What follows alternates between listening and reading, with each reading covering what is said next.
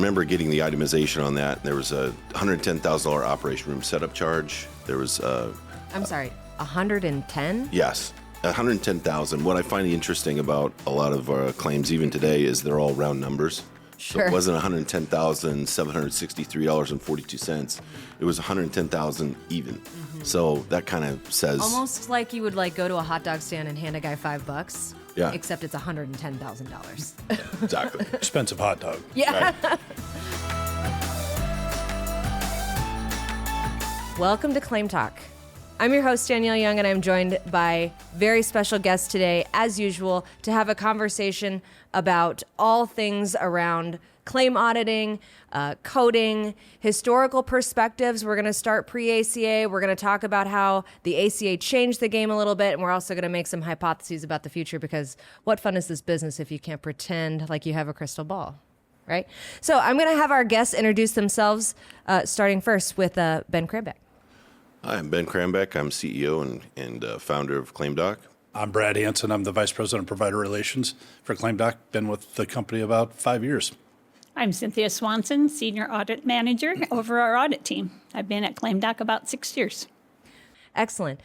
So what we're going to jump in and talk about today is, we have all manner of historical experience at this table. It is an honor to sit here with the three of you, genuinely. So what we want to talk about is how the landscape in healthcare has changed so dramatically over the last 30 to 40 years. And it changes sometimes quickly and sometimes slowly, which also makes it an interesting game to be a part of, because we're trying to sort of figure it out as we go, what speed anyone is going. But I do want to kick it to Cynthia to hear your historical expertise. Do you mind giving a little bit more of your background to our listeners in case they haven't heard you before? Sure.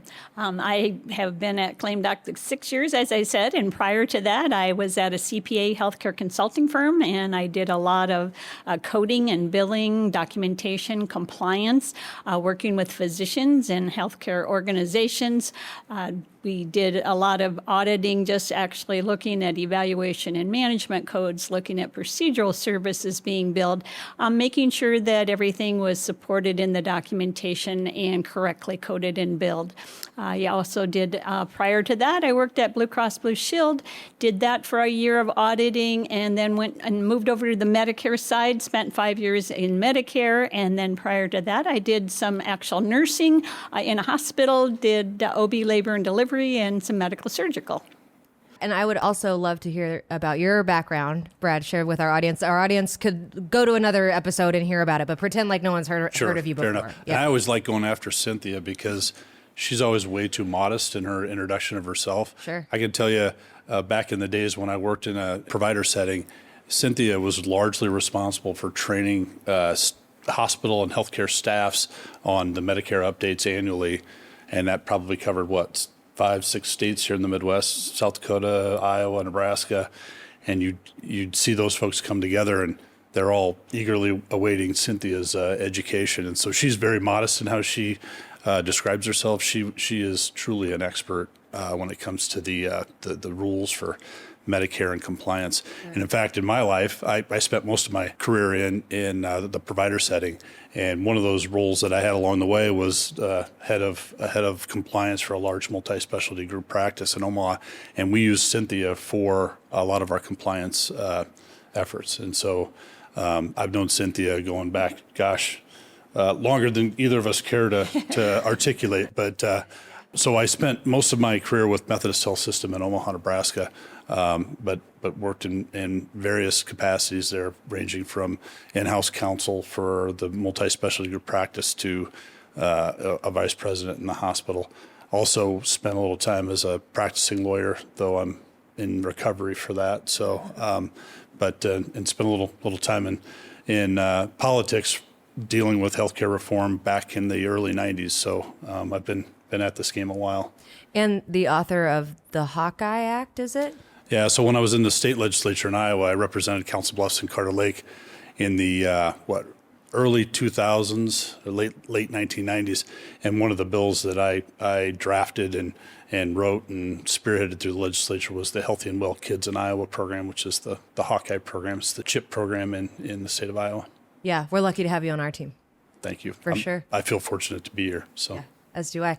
The man, the myth, the legend, Ben Krambeck. Tell us about yourself.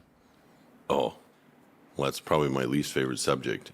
But but here we are. yeah, right. So I started in benefits. People want to know. I started in benefits with Sun Life Financial as a group sales rep, selling stop loss medical reinsurance.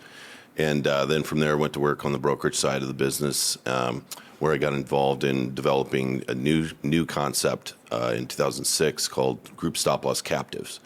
And did that for a number of years. And ClaimTalk came out of a group stop loss captive problem in 2012. We had a captive that blew up in a bad way. And by diving in and mitigating the losses and managing the claims, that's really what created ClaimTalk, was a solution to a previous company that I owned. Let's start. I want to really dive into our topic today, leaning on Cynthia's expertise and her knowledge around how codes and how auditing has really shaped the landscape. Maybe give our audience a little bit of your perspective pre-ACA. Sure. Well, I always think of healthcare as really a puzzle. There's so many pieces to that puzzle, and it just seems like those pieces are growing. They're changing all the time. There's a lot of different aspects. So even starting off with physicians, it used to be a general practice group, and physicians had their own offices and their own practices, and they managed everything. And that trend has moved to now being purchased and being employed or contracted. And so patients have changed. It used to be that patients didn't have as much involvement in their own health care. They can go to the internet and they can read about their diagnosis and their own conditions, and they can present to the physician saying, I'm here, I've read the internet, here's what I think I have. And that's been a little bit of a different mindset to have physicians having to deal with that. The coding and the billing has changed immensely. It was always that the American Medical Association, AMA, is the key holder to all of the CPT codes. It started when I was even remembering it was a very thin little book, and now it's a very thick book with numerous 10,000 and more codes in it. Every year there's annual updates. The codes change. New technology comes to play, so new codes are added. Things that are antiquated and outdated that's no longer being done, those go away. Codes are revised. So there's always the annual update there. There's other code books that we have to think about because it does the same thing. The Healthcare Financing Administration created the HCPCS book, and so that's another book that always has changes. The changes as far as fraud and abuse, I think that has always been an important piece in compliance. Compliance was probably never thought about as much as it is today. There was the mandate that every organization in healthcare should have a compliance program. That was a suggestion by the Office of Inspector General, and I think that's really led the force of trying to make sure that organizations are doing their own due diligence and that they're looking at their organizations, making sure that things are being coded and billed correctly.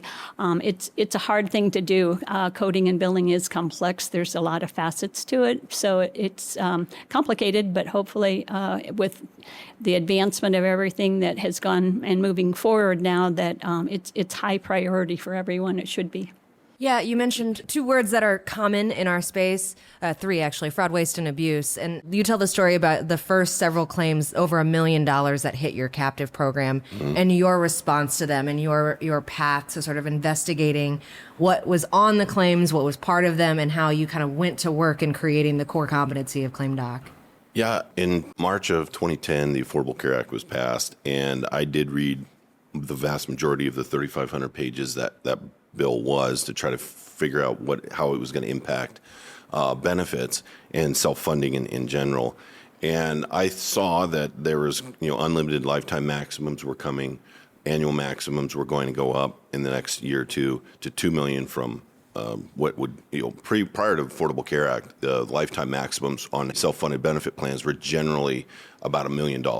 And so anytime you would get close to $1 million, you could contact the hospital and say, well, this person's about ready to get kicked off the plan and be on Medicaid. Do you want to be dealing with Medicaid for the rest of the year? No, I don't think so. So what can we do to keep this member on their benefit plan with bills below $1 million?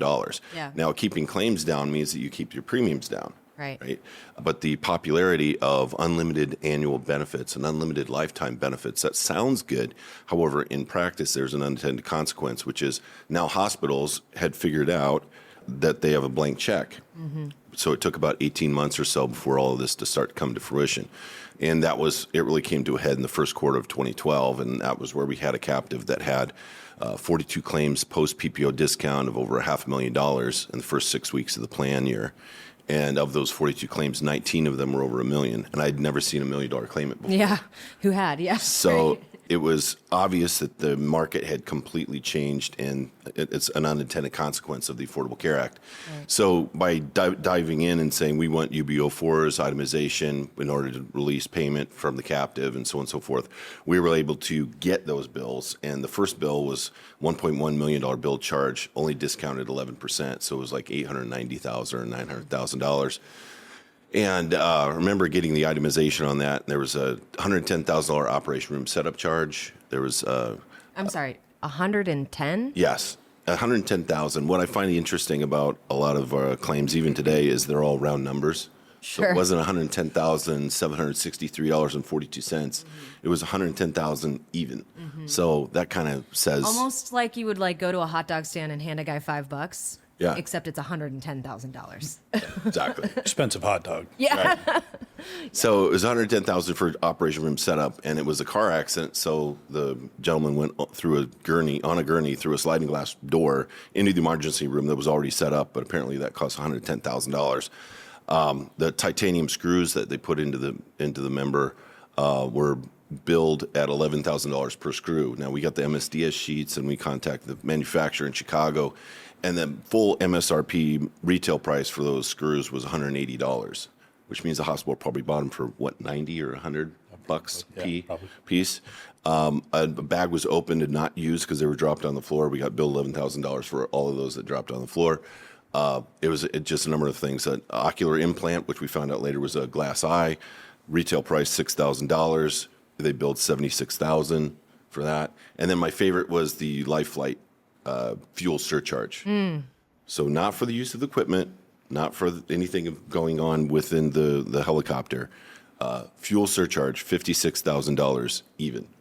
So that was rather interesting. So in the process of taking that claim from $890,000 to $225,000 is what we ended up settling at. We used Medicare as a basis, and Medicare would have paid $160,000. So $160,000 for Medicare, $900,000 for a commercial self-funded benefit plan sponsored by an employer. That looks to me like a tax on employers that we didn't vote for. So by doing that, we looked at work comp, and work comp, the highest bid was $224,000. So if it would have been driving a truck for work as opposed to a weekend car, it would have been $225,000. So we ended up settling that one for $225,000. And then the next one was an $860,000 bill charge, discounted to $514,000 post PPO discount, which seems like a pretty decent discount until you look at what the actual code was. And so it was a endoscopic procedure in outpatient. So it should have been $3,400, discounted to maybe $1,800, but it was, $840,000 discounted to $516 or $514. So by asking two questions, we'd like to see itemization and pre-operation blood work. We found out that the patient's potassium levels were way too low, and they should have never been placed under anesthesia. So they coded, right. They died on the table. And so, in my opinion, why would our employer or client have to pay for the hospital's mistake in that situation? So it should have been a never event. So we ended up settling that one for $30,000. So $840 discounted after a PPO to $514. Digging a little deeper, you take it to $30,000. Now you do that another 40 times, and throughout the course of 2012. And January of 2013, I started ClaimTalk because it looked like this is only going to get worse. Right. And unfortunately, it was right. Yeah. Yeah, the thing I kind of struck me as Ben was describing those events is, really the irrelevance of what the charge is in healthcare, and it's frankly becoming more irrelevant as the years go time by. goes I remember by. Yeah. when I started my healthcare career back in the early 90s, I was a graduate student in hospital and health administration, and we look at charges and then we look at discounts, and they seemed like they were sort of in the ballpark. You might get a 10%, 25% 20% discount, and everything felt like it was more rational in terms of the charge level. Now, not only do we see incredibly high charges on claims, we see huge variation of claims, not just across geographic markets, but also within geographic markets. I mean, there's really no rhyme or reason to the charge level. It doesn't make any sense. And so what Ben's saying is sort of making that case. That's why Medicare is a really good benchmark. Medicare is really complicated. I mean, I sort of kind of compare it to like learning the English language, a very complicated language. But if you're in healthcare today, you understand that language, that Medicare language, if you're a provider. And so that's why we really try to push to get things tied to a Medicare basis point. But Ben's point is exactly right. When you don't know those things and you really haven't dug into claims like we have at ClaimTalk, like Cynthia has for a long time, you really don't see that twisted part of the market. And then, obviously we have claims where 20% of the charge is where we actually settle, and that might be 2.5 times Medicare. Right. I mean, it just makes no sense. But Right. people that outside of healthcare don't really understand that, and that's the real danger in having a charge-based reimbursement schedule. If it's X percent of charge, that's that irrational charging philosophy across healthcare is really pretty painful. Problematic. And I want to clarify for our audience too what Brad was just talking about. So when we're talking about reimbursing based on a billed charge, he's referring to discounting using a network discount, X percent of billed charge, how problematic that is because the needle moves so much on the actual billed charge. That's where we're seeing some, frankly, irrational patterns in the market. So I wanted to kick it back to Cynthia and get your perspective on how the ACA, how you observed changes in how things were being coded and billed. Did you observe a big shift? Like Ben mentioned 18 months. Do you think it was more stretched out, or did you see a shift, or what was your observation professionally in that time around ACA? There probably was some sense of changes that certainly happened. I think part of ACA was just trying to get everybody insured. So the volume itself, I think, certainly increased everything. And then whenever you have volume, you have more concerns about compliance and coding and billing and accuracy. So there was a lot going on that way that we would want to maybe zoom in a little closer to make sure that the codes were correct. And just the volume in itself generated a lot with ACA and trying to get more people insured. And I think a big part of that in that time was the expansion and the sort of insistence by the government to use electronic medical records. There were at first incentives to get on board, but then those incentives turned into penalties if you didn't. And so with the electronic medical record, there's such a huge amount of data that's available both to the providers but also to Medicare and to others, that now a lot of the deep dive into the data behind the healthcare was possible. And so Medicare would start requiring things to be submitted. How often are you billing this code? Is that outside the norm? And looking for red flags from a compliance standpoint. Meanwhile, hospitals and health systems were out there trying to maximize their revenue, saying, okay, if we fully document the case and how sick this patient really is, instead of just sort of doing the basics in the documentation, our reimbursement will go up. And so those two trends were bound to clash, and that's really that is a clash. There are bad actors in healthcare, probably always have been, always will be. Yeah. Set those aside for a second. Even the people that really want to comply, the level of complexity with complying, as well as the financial pressure of not complying, inevitably make it really, really fertile ground for regulators to dig in and find the waste and abuse part of the waste, fraud, and abuse. The fraud thing, if it's intentional, that's a whole different kettle of fish. But it's difficult to comply, even for folks that want to, and some devote more resources to that compliance than others, and that's probably what we're seeing a lot of. But you think about ICD-9 codes. When they went from ICD-9 to ICD-10, it was roughly 15,000 codes that had to be used as part of the billing process. ICD-10 comes in 2015, and suddenly you're up to about 150,000 different codes. And the level of specificity in those codes was much more granular. And so now, there's a lot more opportunities for error in that, both intentional and unintentional. And unintentional. And so to be candid, Cynthia's team does a great job of identifying it regardless of whether it's intentional or not. Right. And Right. keeping our plans from paying it. I mean, that's the beauty of Because what she intention does. is sort of irrelevant at the end of the day. We could try to get to our plans, it matters very much to the regulators, but Absolutely. to our plans, they don't want to pay it whether it's intentional or not, Right. if it's incorrect. Right. Would one of you mind defining ICD for our audience? I don't know what that stands for myself. International Classification of Diseases. Got it. And when they went from 9 to 10, this is the 10th iteration of that classification.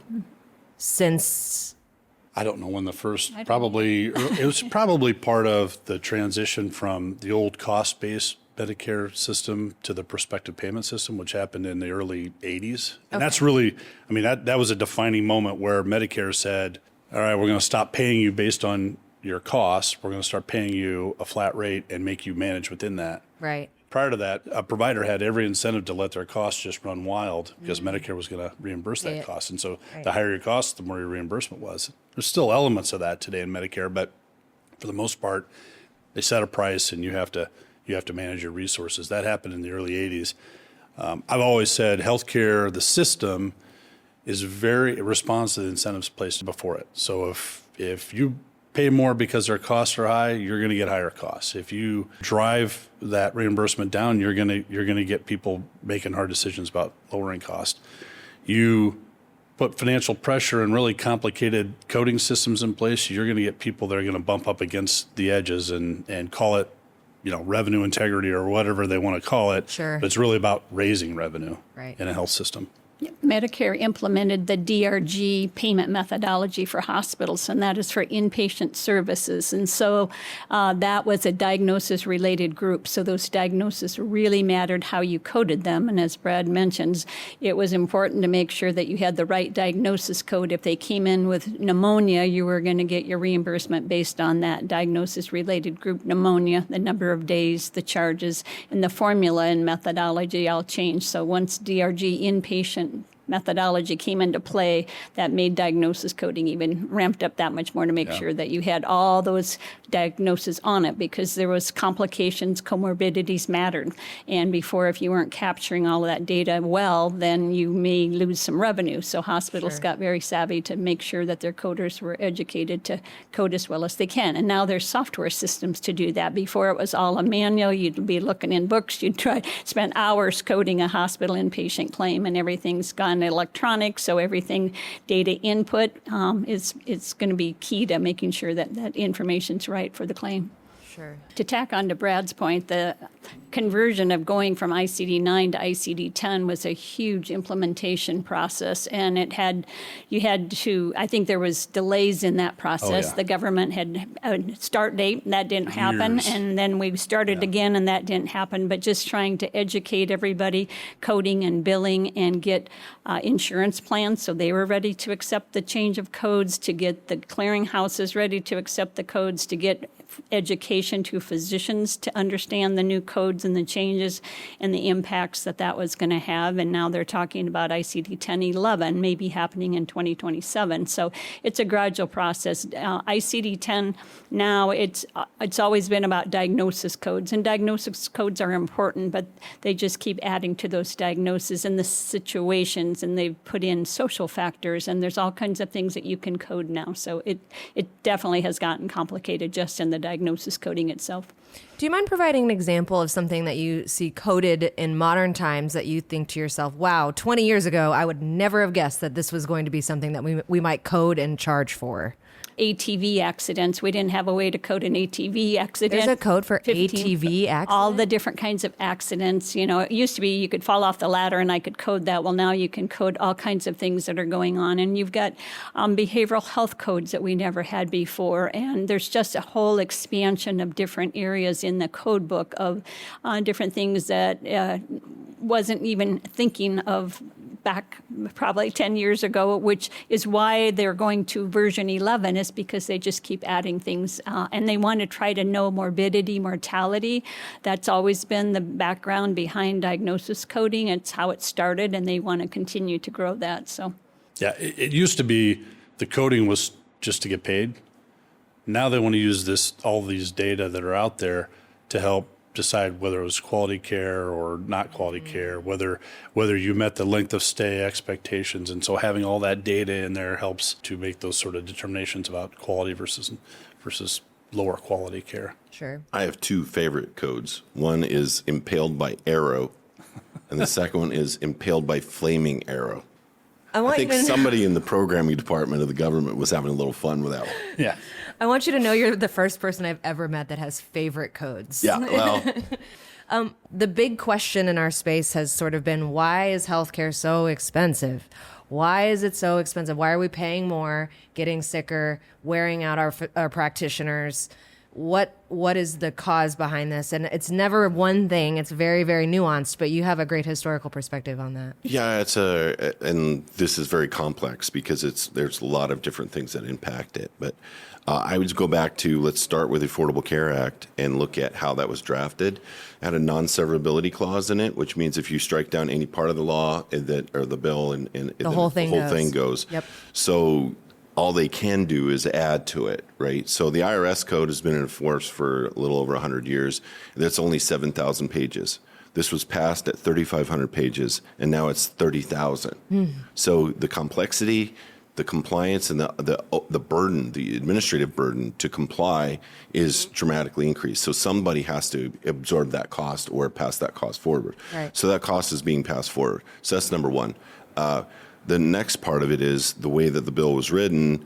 It has annual benefit maximums and annual and lifetime maximums are gone. So now claims go through the roof. Well, then your premiums have to go through the roof. What do employers do? They have to pull the cost shift lever and raise deductibles and out-of-pockets To the employees, right? Yep. So now we're creating a bigger gap. Hospital systems are only collecting about 20 cents on the dollar for patient responsibility. So therefore, most likely they're thinking we need to pump up the bill charges. So then from the employer-sponsored benefit plan perspective, the employers have to kick in more. So that's another aspect of this. MLR, minimum loss ratio. So the health insurance carriers have to spend 80 cents out of every dollar on claims. If they don't, they have to refund that portion, unused portion, back to their insurance. If they needed 26 cents out of every dollar for profit to make their quarterly profit projection, they now only have 20 or 15. So it makes sense to allow the claims to go through the roof in order to make your 20% a bigger number. Right. So that's another thing. Also, the charge master was impacted by Medicare slashing of reimbursement rates. So Medicare cut reimbursement. So what did hospitals do to make that up? Rise the charge master. And the charge master is the list price for all goods and services at each hospital. Is there a governing body that regulates charge masters? No. Does the charge master exist? Oh, yes. Oh, yes. And there's supposed to be one, but we find out that there's several, but we'll not talk about Let's not get down there. Okay, Yeah. but the point is the charge master is a list price that then gets discounted by a PPO or HMO discount. So if that is much larger, the discount isn't all that much bigger. That means that the employer-sponsored benefit plans are footing the bill for a lot more than what they used to. Right. Now you have demographic changes in this country. If you follow the baby boomers and what they did to the economy from 1946 to 1964, they raised a number of different industries. And so if you follow the economic impact of the baby boomers, which is the largest generation in this country, we're adding to the Medicare population significantly. Right. And 80% of hospitals' customers are Medicare patients. Yep. The forgotten generation, which was right before the baby boomers, is a really small generation. They gave birth to the Gen Xers, which is also a small generation. And now we have the baby boomers that gave birth to the millennials, mostly, but they're still only in their mid-30s or so. So they haven't hit their major production and earning capacity yet to offset the size of the baby boomers as they're hitting the public trust. Sure. Right? Yeah. So we have that. So it looks like, should rates start coming down? Well, no, because of the technological advancements and what we're doing to save preemie babies and what the capabilities and capacity, what we can do to make life longer. Yeah. So that's a longer period of time for someone to be on Medicare. And the hospitals are reflecting that or feeling that pinch by raising deductibles and out-of-pocket maximum. So what I find interesting, though, is it doesn't affect voluntary benefit companies. It doesn't. Right? Minimum loss ratio is not in effect for voluntary benefit companies. The residual premium of voluntary benefit companies in 2009 was $9 billion. What is it today? $85 billion. It seems like maybe the lobbyists for the one with the duck. Yeah. I won't mention you the actual can- company yeah. by name. Sure. But the one with the Rhymes duck with Schmaflap. may have lobbyists that wrote that law of the Yeah. Affordable Care Act, because what it did was it created claims to go through the roof, which then caused employers to cost shift and raise deductibles and out of pockets, creating a bigger gap. That they need stopgap coverage for. Right. So, right? Well, So and what does Deion Sanders say? We need to cover the gap. Quack. Quack. On every football game. That's not cheap. That's very expensive. But loss ratios, if we talk about loss ratios, minimum loss ratio, 80% for fully insured carriers. Most voluntary benefit carriers are in the mid-20s. So they're making a ton of profit. Well, and yes, and part of the reason for that is because, especially in this particular lane, in my experience, people will pay for voluntary benefits for protection that they don't use. Right. They don't submit the claims. They won't submit the claims, and part of that is because of the Complexity? complexity of it, and the insurance literacy of the average American is incredibly low because of the quickly changing landscape, and frankly because it's emotional and painful and expensive to people, and so we don't run to those things. Right. We run away from them. It's not a consumer product. Nobody says, I want my gallbladder taken out. What do you think would be a better customer experience at the Catholic hospital system or the university hospital system to have my gallbladder taken out? I wonder. Which one has a waterfall in the lobby? That'll chill me out a little more. And a okay? Steinway underneath those chandeliers. Yes. You know, Yeah. that's the patient experience. I think we And a all want. volunteer that plays it, right? Right. Yeah. Right. We need to change what we want as consumers or what we expect the quality of care to be in order to impact the spending habits of the hospital systems, because we were all probably born in a red brick hospital that was post-World War II, just square box. And that worked fine, and mom was probably smoking while she gave birth to us. But that's a different, aspect of it. And the doctor was too, by the way, the one that's catching the baby. But if you People that know us might think we're bad examples to Yeah, that's probably true. Yeah. That's probably true. But now, if you do walk into a hospital and you don't see the chandelier and the Steinway and the waterfall, you go, man, this place is a dump. I bet you I'm gonna end up with Meningitis or something. I'm gonna end up with some type of hospital acquired condition because this place is a dump. We think differently about our healthcare consumption than we did 40, 50, 60 years ago. The level of amenity in the facility has become a proxy for quality. You walk in and think, oh, gee, the doctors here must be great. It really has nothing to do with the quality of the care being delivered at the fountain outside or the entrance in the front. It's really tucked back in there in the operation of the facility to know whether it's a place you'd want to be versus a place you wouldn't want to be. This was the first part of a 2-part episode, so make sure you tune in to catch the second half of our conversation. That's going to be coming up in our next drop, so stay tuned. We're not done talking about this.